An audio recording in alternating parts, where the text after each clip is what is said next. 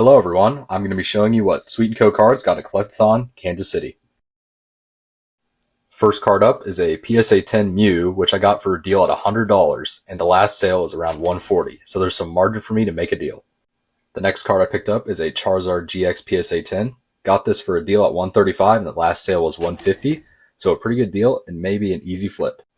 The next card is a Anthony Edwards PSA 7. I know, not worth a lot, but it was a throw-in for the next card, which is a PSA 10 Michael Penix Jr. Orange Laser, who I have a lot of hope for this season.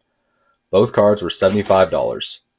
Co's pickups were some heavy hitters, starting with a Caitlin Clark out of 75 with a trade value of $90, but could probably sell for more if she stays healthy for the rest of the season.